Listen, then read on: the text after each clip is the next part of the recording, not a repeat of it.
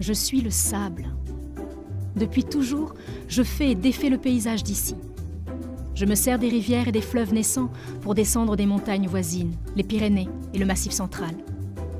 Je suis aussi arraché du plateau landais par les cours d'eau qui le sillonnent. Tous me propulsent loin, très loin dans l'océan. Le fort courant nord-sud finit immanquablement par me rabattre le long de la côte et je me dépose sur le rivage.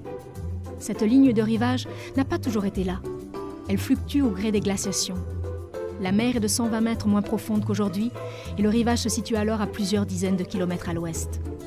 À cette période, je suis soumis aux températures glaciales de l'époque et aux vents violents qui me ramènent loin dans les terres, vers l'est, jusqu'au Lot-et-Garonne d'aujourd'hui. Il y a 12 000 ans, la Terre se réchauffe. Avec la fonte d'énormes quantités de glace, le niveau de la mer s'élève pendant près de 5500 ans. Avec cette lente remontée des eaux, les estuaires des rivières reculent. Grâce à la douceur du climat, la végétation se développe sur le dos de mes dunes et commence à me dompter, me force à ralentir ma course et fixe ces parties de moi qui est dans la terre. Mais voilà que le climat se refroidit à nouveau au Moyen-Âge. Sous l'action combinée des vagues et du vent, je me soulève petit à petit et finis par former un cordon dunaire du nord au sud. Me voilà à nouveau libre.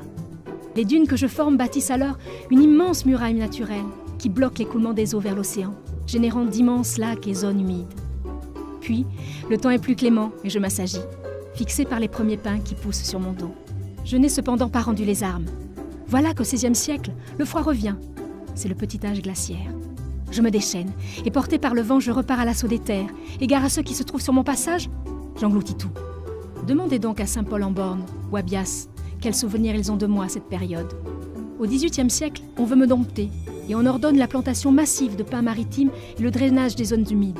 Les gens d'ici parviennent à me fixer sur la côte grâce à des planches de bois superposées et en plantant de l'oïate. Si je semble plus calme sur les côtes de l'océan, je continue toujours à affluer par les rivières et entreprends aujourd'hui de reboucher les lacs que j'ai créés jadis en fermant les estuaires. Et devinez quoi ? L'homme tente par tous les moyens de m'en empêcher, entretenant mes accès à la mer en me piégeant en amont des lacs. Et maintenant, où vais-je aller ?